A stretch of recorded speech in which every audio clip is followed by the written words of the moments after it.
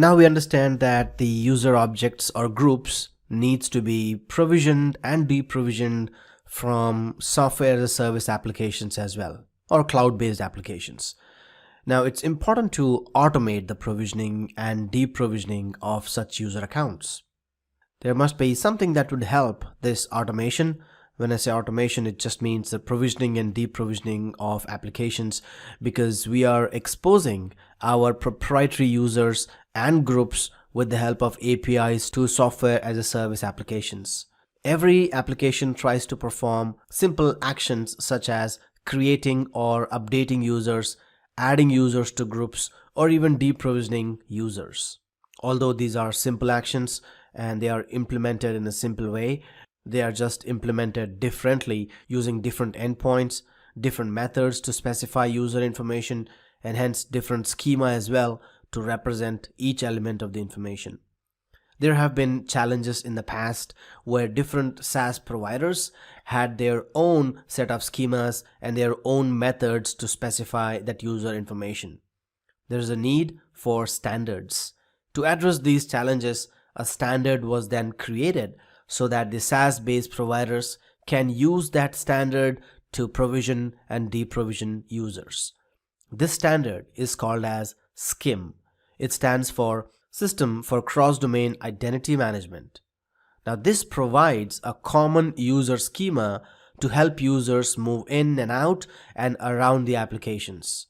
Skim is used for provisioning and deprovisioning of users and groups automatically. Today, Skim is becoming the standard for provisioning, and when used in conjunction with federation standards like SAML or OpenID Connect, it provides administrators an end-to-end solution or a standard-based solution for access management. To summarize this, users and groups needs to be synchronized from not just on-premises to Azure Active Directory, but also from Azure Active Directory to your SaaS-based application. We are automating this provisioning and deprovisioning. How do we do that? We do it with the help of a common standard called as Skim. Skim works along with standard federation protocols like SAML or OpenID Connect, which is in turn helping administrators to maintain a full life cycle of the users and groups in your directory. I'll quickly demonstrate the usage of Skim. So I'm in the Azure portal trying to create a new application under Enterprise Applications in Azure Active Directory. Okay, so let's click on New Application, and we know that there will be numerous applications in this marketplace. The one that we are interested in is the one that allows automatic provisioning and deprovisioning of users. One such example is Box, although there are lots of other applications as well, but we'll pick up Box as an example. I'll click on Box here and then click on Create. It will take a moment to show up in the Enterprise Applications. While that's running, I'll click on Enterprise Applications and wait for it to show up here in this list. I'll click on this notification to see the progress, and as you see, it's still doing its magic to add that application in my Enterprise Applications. Alright, looks like it's added. I'll close this and then search for my application. There you go, here it is. I'll click on Box, my application, and then there's one option here that points to provisioning. Looks like that icon here is familiar, isn't it? I'll click on the provisioning, and on the right side I will see options to configure automatic provisioning. I can click on Get Started, but before you do so, go ahead and read this. It says that automate identity lifecycle management with Azure Active Directory. It means that with the help of this provisioning option, you can automatically create, update, and delete accounts when users join, leave, and move within your organization. Remember that these steps are done at the relying party side or the SaaS provider side. I'll click on Get Started, and then instead of using a manual provisioning mode, I'll change it to automatic. There are a few things that I would need from the relying party, which is Box in this case. What I need to do is authorize the creation of user accounts, or rather say provisioning and deprovisioning of user objects and groups at the SaaS provider side. I need to log in as a Box admin. Now this is where I think I'll stop now, because I would not have credentials for Box admin or the relying party admin. So if you're stuck here in your production environments, you need to contact the technical account manager of Box or whatever the application is, and then identify how you can proceed further. Once this is complete, you will be able to authorize Box to fetch information from Azure Active Directory and create user accounts or groups or deprovision them as well in Box's directory. So if you read this carefully here, it says that if you authorize this, Azure AD will be able to connect to Box API and synchronize the objects from Azure Active Directory to Box or any other third-party provider. In this case, I have chosen Box. Let's pick up another example. Okay, so I'll close this and then go to Enterprise Applications and select Dropbox for Business.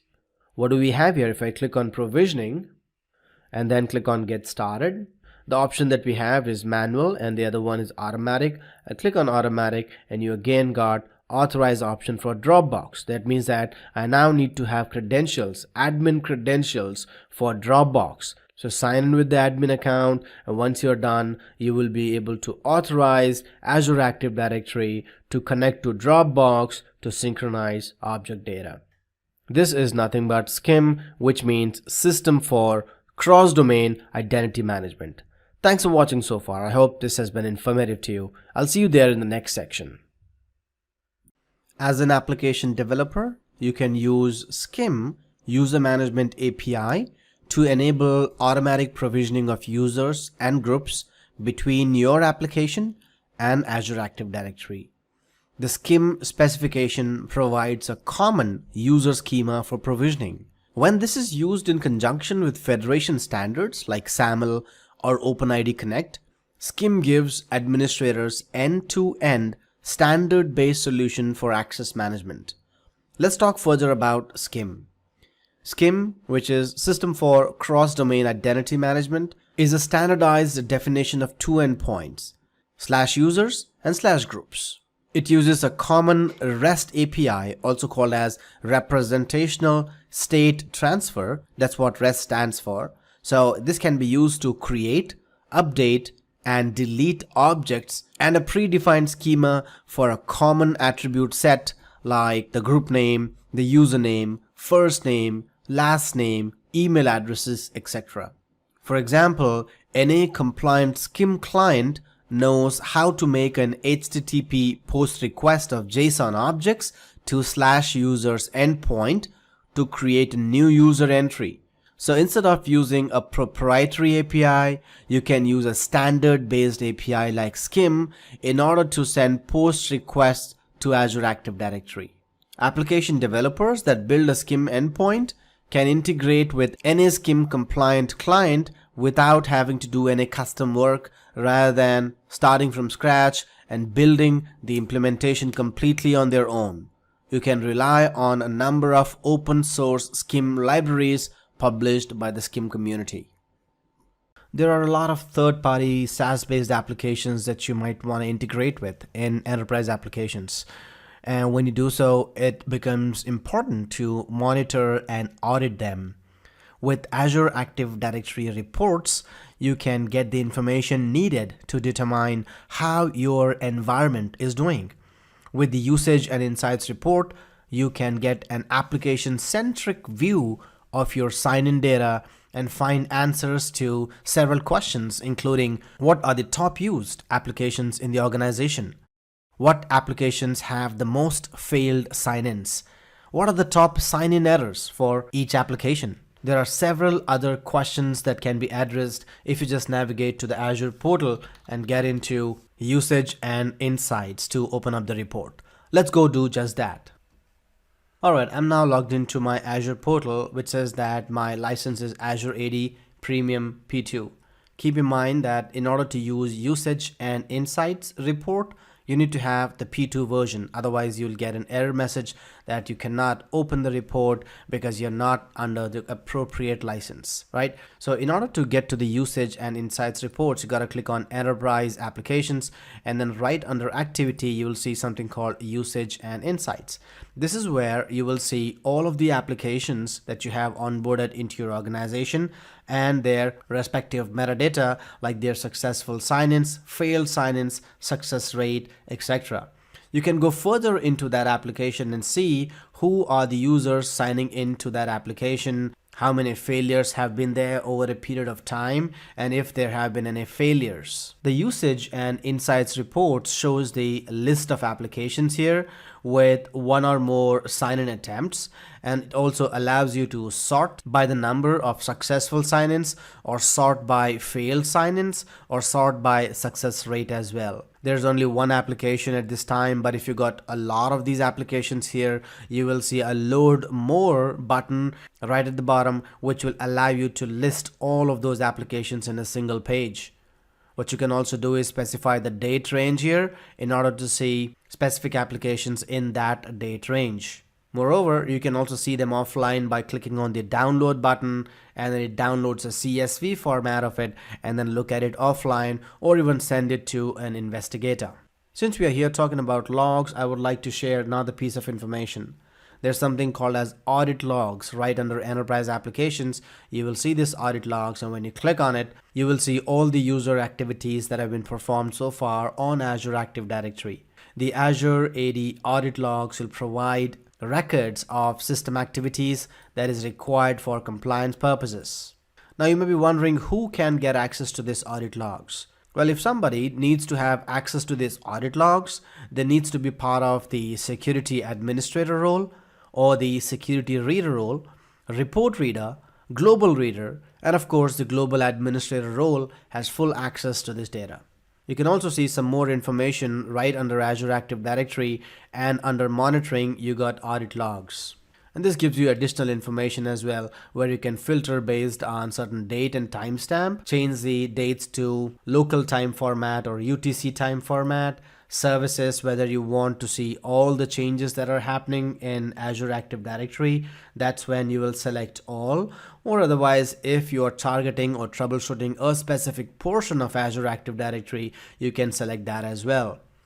Now what do you see in this audit log? Well, you will see the date and time of occurrence, the particular service that is affected, the category and the name of the activity as well, the status of the activity, whether that succeeded or failed, and then you'll also have the target and the initiator, the person or the service account that initiated that particular request. You can customize this list as well as to what attributes or what headers must be seen on the top by clicking on the column section.